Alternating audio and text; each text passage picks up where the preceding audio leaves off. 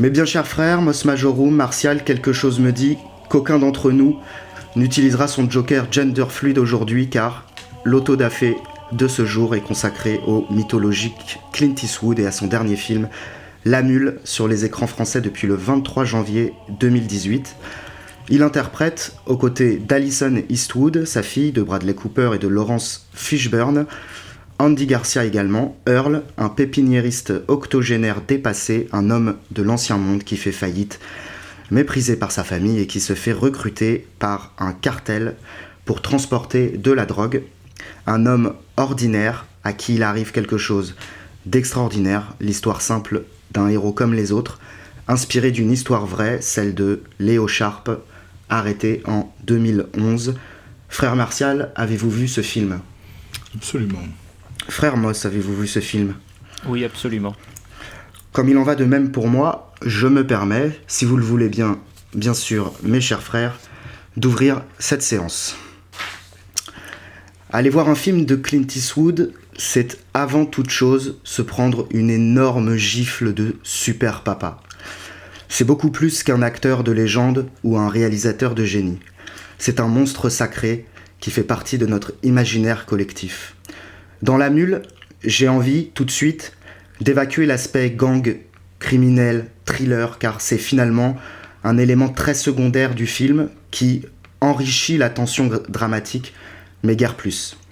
La Mule, c'est simplement l'histoire d'un homme au crépuscule de sa vie qui fait ce qui doit être fait avec les moyens dont il dispose. À 80 ans passés, la vie de Earl est un fiasco à peu près total. Il se fait saisir sa pépinière, sa vie tient à l'arrière de son pick-up hors d'âge, sa femme le prend pour le dernier des derniers et lui parle comme à la dernière des merdes, mais elle prend quand même encore la peine de lui parler, ce qui n'est même plus le cas de sa propre fille, qui ne lui a plus adressé la parole depuis plus de 12 ans. Le bilan, vous le reconnaîtrez, est tout de même assez désastreux. Puis un peu par hasard, il trouve un travail de passeur de drogue, dans lequel il va s'illustrer. Vieil homme, au-dessus de tout soupçon, revenu de tout, détendu, il passe à travers tous les radars de la police et il va se faire beaucoup d'argent. Et là, tout va changer pour lui. Nouvelle voiture, nouveau statut de philanthrope auprès de sa communauté de vétérans. Son ex-femme le regarde à nouveau avec les yeux de l'amour, surtout quand elle le voit avec un bracelet en or au poignet. Sa fille le respecte à nouveau. Chez Clint Eastwood, pas de fausse morale du genre « l'argent ne fait pas le bonheur » ou « l'amour est plus fort que tout ». Il n'a plus le temps pour ses conneries. Il nous rappelle une chose essentielle. Un homme qui n'a rien à offrir n'est rien. Pas de chichi et pas de chouinerie non plus. On respecte davantage un homme qui transgresse la loi mais remplit son devoir qu'un raté. En choisissant d'adapter au cinéma ce fait divers, Clint en fait un conte moral, un mythe cruel et beau et vrai, comme tous les mythes. C'est un mythe sur l'amour et sur ce que l'homme doit sacrifier pour l'atteindre, parce qu'il en va de sa dignité de patriarche. Une leçon de vie, mais une leçon de vie au carré, parce qu'interprétée par le grand Clint Eastwood lui-même, qui prend tout l'espace. Effectivement, Moss nous en parlera peut-être un peu plus, mais on ne voit que lui. Et par sa simple présence, Clint Eastwood incarne une autre morale, celle d'aller jusqu'au bout, de progresser toujours, de transmettre jusqu'à la fin le beau, le juste et le vrai. Certainement, il n'est plus le grand héros des films de Sergio Leone ou de Don Siegel. Envolé l'inspecteur Harry, désormais son dos est voûté et son visage émacié et constellé de rides. Il porte ses 88 ans, mais ce qu'il perd en force, il le gagne en sobriété, en intensité, en simplicité, en humanité, et il est plus charismatique que jamais. La deuxième leçon de vie du film, c'est donc que la vieillesse n'est pas toujours un naufrage. La Mule, c'est un film lent, beau, simple, universel, sans faux semblant sur la nature humaine, dans la lignée de ses derniers films d'ailleurs, Grand Torino, American Sniper ou le 15h17 pour Paris, qui nous rappellent que le monde est dur mais beau et que nous n'avons pas d'autre choix que d'être à la hauteur. Donc, merci Papa Clint pour cette nouvelle leçon de solidité. Frère Moss, est-ce que vous voulez prendre la suite, ou frère Martial peut-être? Je vais prendre la suite, frère Ralph, et merci pour ce passage de témoin. Eh bien, comme frère Ralph, vous n'avez pas eu le temps de l'aborder, et comme je doute que frère Martial le fasse, je vais m'attarder un petit peu sur les caractéristiques techniques du film. Je sais, cette partie en général ne fascine pas nos auditeurs, mais je pense que c'est une partie importante pour tout film, et je vais donc vous livrer quelques-unes de mes impressions. La première concerne la bande-son du film, qui est soignée, pas grandiose certes, mais soignée parce que cohérente avec une thématique jazz et country qu'on doit au jazzman Arturo Sandoval. Cette bande-son accompagne tous les trajets en voiture, elle revient par touche dans les bars. Earl Stone, alias Clint Eastwood, est à son aise dans ce milieu un peu vieillot, avec cette musique un peu vieillotte, mais très caractéristique d'une certaine Amérique. Du côté des acteurs, frère Ralph en a évoqué quelques-uns. 3 noms se détachent, Clint Eastwood bien sûr, et on va y revenir, Bradley Cooper, dont le seul nom suffit à faire frémir de désir bien des jeunes filles qui, je le sais, nous écoutent par milliers, et Laurence Fishburne, à qui nous devons la référence à la pilule rouge. Souvenez-vous, c'était cet acteur de Matrix qui offrait la pilule rouge à Neo. Ici, il a un rôle secondaire, voire même tertiaire, complètement anecdotique.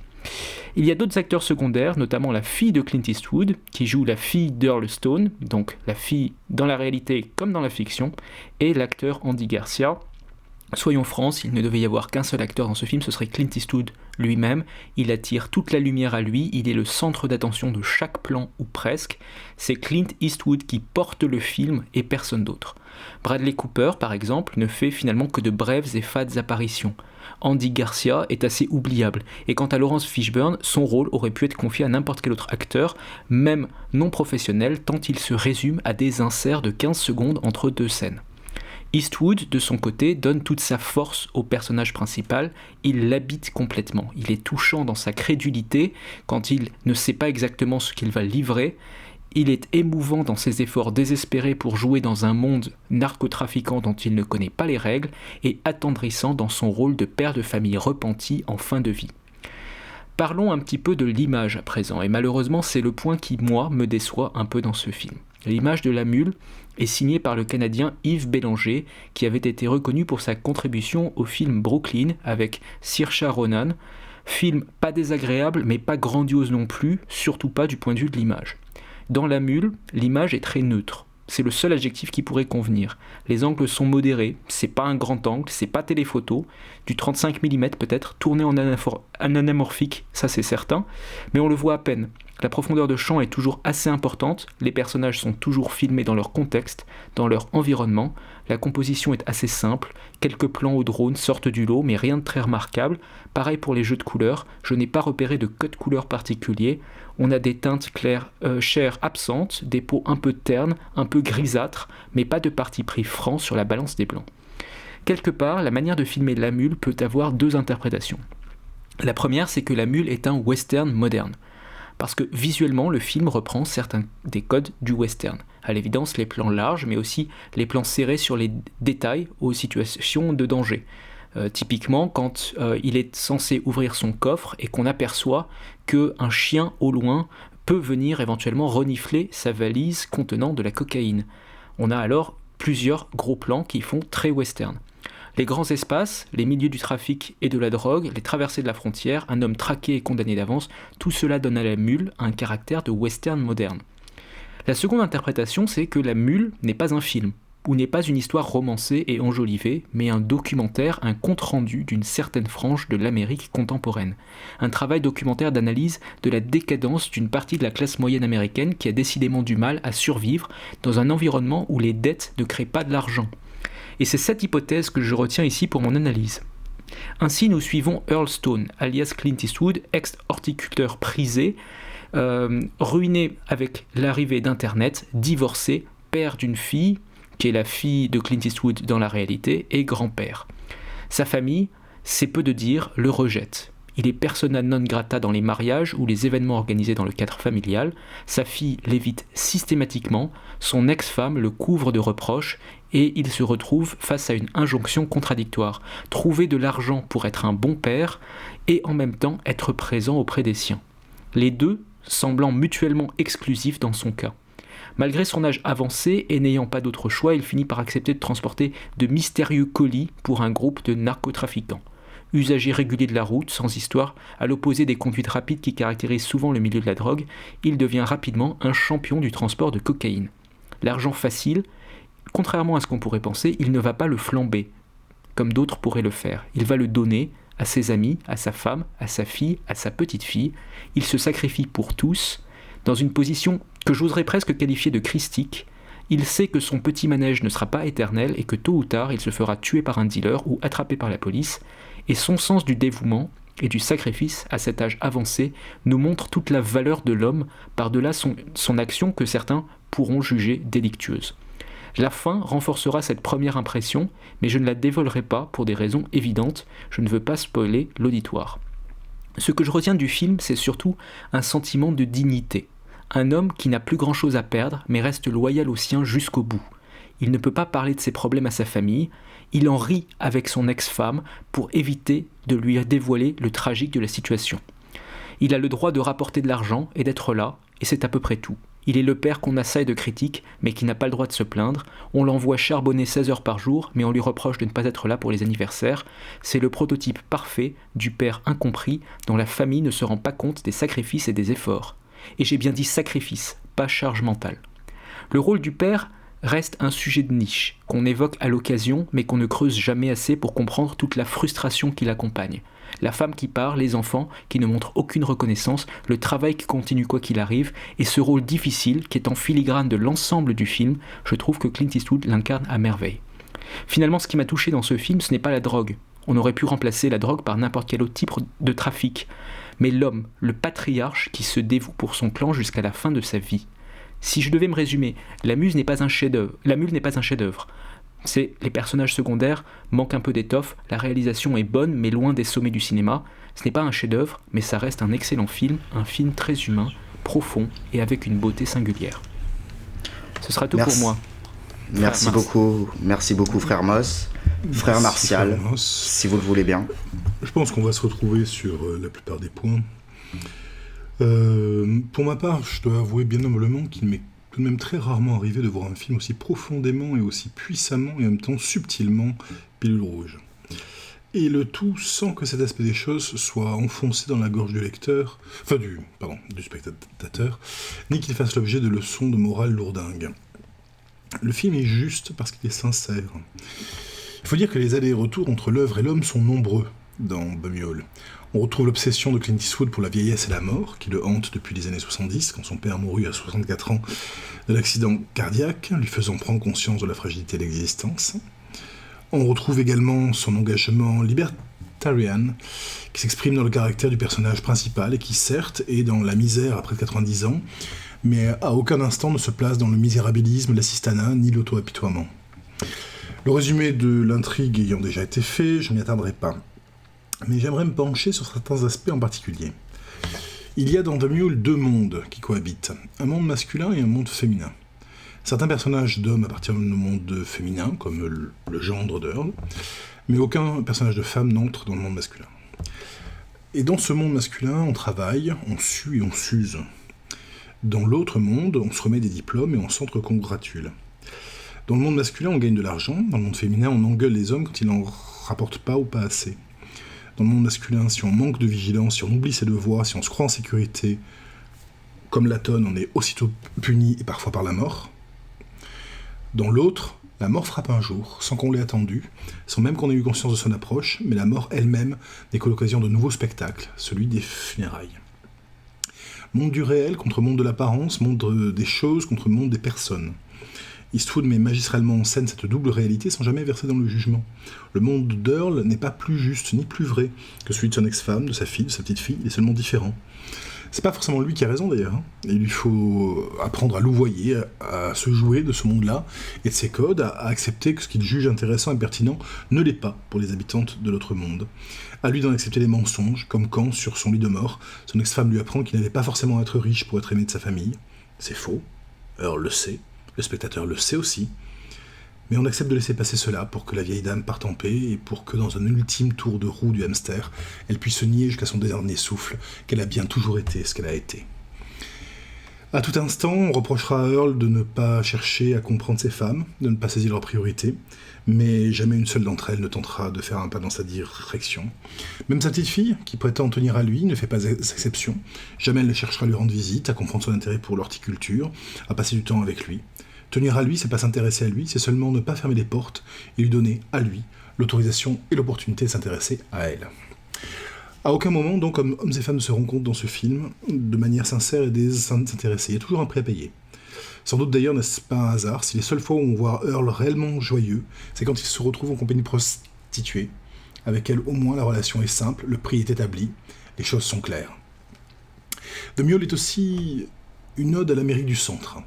Car tout comme il y a une France dite périphérique, il y a une Amérique du milieu, contenue entre les deux grandes parenthèses bleues côtières. L'Amérique de la Bible Belt et de la Rust Belt, des États agricoles et des grands espaces.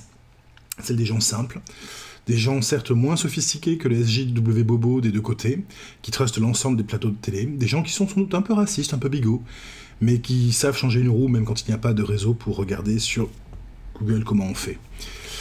Des gens qui certes disent encore Negro, et non African American, mais s'arrêtent quand même pour aider un couple noir qui galère sur le bord de la route, au lieu de s'exprimer comme il conviendrait, mais de ne rien faire.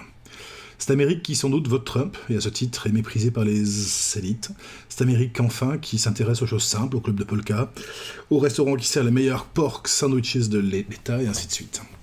Eastwood la dépeint sans l'idéaliser, mais avec une tendresse certaine. Troisième point que j'aimerais évoquer, l'écriture. Exactement comme Earl, Eastwood cuts the bullshit. On est très loin du film français aux scènes psychologiques aussi inutiles qu'interminables. Les dialogues sont courts, chaque scène a son importance, et en presque 2 heures, pas 1 minute de trop. Alors c'est vrai que des fois, on reste un peu sur sa fin, on a l'impression que c'est trop court. Mais je pense que ça fait partie du rythme de ce film. On sent que Eastwood a volontairement limité l'intrigue au plus simple, plus direct et au plus juste. Sans doute parce que s'il n'avait pas fait, il n'aurait pas été en accord avec lui-même. Enfin, puisque moi ça a évoqué la bande-son, j'ai pour ma part été très marqué par le tout dernier morceau. Celui qui clôt le film sur une sorte d'épanadiplose qui laisse beaucoup à penser. Don't let the old man kneel, dit la chanson. Ne mettez pas le vieillard à genoux. Et c'est à mon avis un des messages principaux, un des plus puissants axes du film. Comme Os l'a dit, la dignité malgré tout. Malgré l'âge, la pauvreté, l'illégalité, les fautes passées, les reproches. Dignité et intégrité d'un personnage droit comme une lame, qui à mon avis a beaucoup en commun avec une Antigone. Les dernières scènes avec sa famille en effet sont de l'ordre du tragique pur. Il sait qu'en se rendant auprès d'eux, il se condamne auprès du cartel, et c'est pas grave. Il le fait quand même parce que c'est juste. Voilà. Effectivement, je suis d'accord avec Moss. C'est pas un chef-d'œuvre absolu, mais c'est un très bon film, très agréable, le genre de film qu'il est tout à fait intéressant d'aller voir au Cinoche, et que vous serez ravis d'avoir en DVD chez vous, parce qu'à mon avis, il se revoit sans problème. Alors messieurs, merci pour vos plaidoiries. Concluons. Quel verdict pour Clint Eastwood ? Pas pour ce film en particulier, bien sûr, mais pour l'œuvre et pour l'homme. Je le tiens personnellement pour une légende, et je l'aime, j'imagine comme nous trois, et comme l'écrasante majorité de notre auditoire. Mais finalement, peu importe. Ici, nous jugeons pour de faux, nous jugeons pour jouer. C'est l'histoire qui juge, et Clint Eastwood fait déjà partie de l'histoire, et donc c'est le monde qui le juge. Pas un article sur lui désormais, sans que le critique ou le journaliste ne se sente obligé d'émettre une réserve, un doute. On peut encore apprécier Clint Eastwood, mais il faut s'en distancier, presque s'excuser. Comme lorsqu'on parle de Céline, on a le droit d'aimer son style, mais seulement après avoir rappelé que c'est un horrible personnage. Clint, c'est le patriarche droit dans ses bottes, et mon souhait le plus cher, c'est que l'histoire ne soit pas écrite par des fragiles qui n'osent prononcer son nom que du bout des lèvres, mais par des hommes forts qui en feront une icône. Frère Moss. Je souscris complètement à ce qui vient d'être dit. Je ne saurais rien dire de plus vrai et de plus beau. Cher frère. Rien à ajouter non plus, la béatification s'impose. Je crois qu'on peut quand même dire que c'est la grosse classe. Oui. La grosse classe. Eh bien messieurs, ça m'a fait très plaisir de partager ce nouvel Autodafé avec vous. Je rappelle qu'on se retrouve la semaine prochaine pour un nouveau Café des Hommes dont je ne suis pas certain du nom de l'invité, donc je ne vais pas me prononcer. Et n'oubliez pas de mettre un pouce bleu, de vous abonner et de partager la vidéo. Merci beaucoup.